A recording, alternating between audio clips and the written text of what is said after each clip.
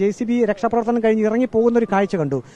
ആ ഇടുങ്ങിയ വഴിയിൽ കൂടിയാണ് ആ മൂന്ന് JCBകളും കയറിപ്പോയത്. അതൊക്കെ നേരത്തെ ചെയ്യേണ്ടതായിരുന്നില്ലേ? നേരത്തെ ചെയ്യേണ്ടത് മാത്രമല്ല, അതൊക്കെ ഒരു അവിടെ ഗ്രില്ല് പൊളിച്ചിട്ടാണ് ആ സാധനം അങ്ങോട്ട് കൊണ്ടുപോയത്. 2 മണിക്കൂർ വൈകിട്ടാണ് ഈ ഒരു തീരുമാനം സർക്കാർ എടുത്ത് ഈ പ്രവർത്തനം നടത്തുന്നത്. അതുവരെ പറഞ്ഞുകൊണ്ട് ആരുമില്ല, ഒറ്റപ്പെട്ട സംഭവം, ഒരാൾ പോലുമില്ല, ഒഴിഞ്ഞു കിടക്കുന്ന ഒരു കുളിമുറി തനിയെ താർന്നു വീണു.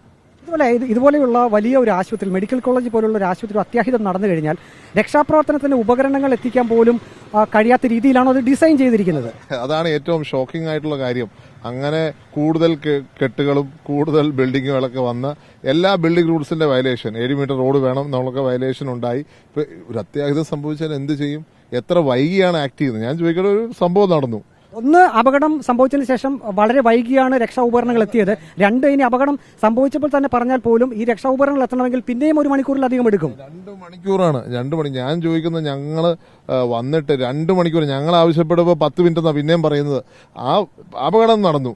ഇത് അപകടം നടന്ന വ്യാപ്തി ഉണ്ടെങ്കിൽ ഇവിടുത്തെ അധികാരികൾ എത്രയും പെട്ടെന്ന് ഇതിനെ വിളിക്കണ്ടേ? എന്താ പറയുക, നമ്മുടെ JCB വിളിക്കണ്ടേ? എന്താണ് താമസം? ഞാൻ മനസ്സിലാക്കുന്ന ഇവിടുത്തെ അധികാരികളെല്ലാം അവിടുത്തെ ഏതോ ഉദ്യോഗസ്ഥനെ വിളിച്ചുകൊണ്ട് ഒരു JCB വന്നു, ബാക്കി 2 പുറകെ വന്നു. എത്ര സമയം വൈകി, ഒരു ജീവൻ നമുക്ക് നഷ്ടപ്പെട്ടു. അത് വേണമെങ്കിൽ സംരക്ഷിക്കാൻ സാധിക്കുമായിരുന്നു. ഒരു കാരണവശാലും ഇത് അംഗീകരിച്ചുകൊണ്ട് മുന്നോട്ട് പോകാൻ സാധിക്കത്തില്ല. കേരളത്തിലെ സർക്കാരിന് ഒരു വീഴ്ച മെഡിക്കൽ രംഗത്തുണ്ട്. അതിനോട് ചേർന്നൊരു സംഭവം വരുമ്പോൾ അതിനെ മൂടി വെക്കാൻ വേണ്ടി ഇവിടെ ആരുമില്ല, ഒറ്റപ്പെട്ട് കിടക്കുക, ഉണ്ടായിരുന്നവരെല്ലാം ഡിസ്ചാർജ് കൊടുത്തു വിടുക. ഇതൊക്കെ ഏത് കേരളത്തിലല്ലേ, ഇന്ത്യയല്ലേ ഈ കോട്ടയം ഇരിക്കുന്നത്, ഈ മെഡിക്കൽ കോളേജ് ഇരിക്കുന്നത്? അവിടെ ഇങ്ങനെയാണോ പ്രവർത്തിക്കുന്നത്?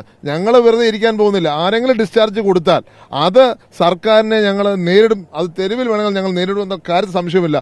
ഒരു കാരണവശാലും ഒരു രോഗിയെ പോലും ഇവിടെ ഡിസ്ചാർജ് കൊണ്ടുപോകാൻ അനുവദിക്കത്തില്ല. അവർക്ക് ട്രീറ്റ്മെന്റ് പൂർത്തിയാക്കിയില്ലെങ്കിൽ അതിന്റെ പ്രത്യാഘാതം വലുതായിരിക്കുമെന്നാണ് എനിക്ക് സർക്കാരിനോട് പറയാനുള്ളത്.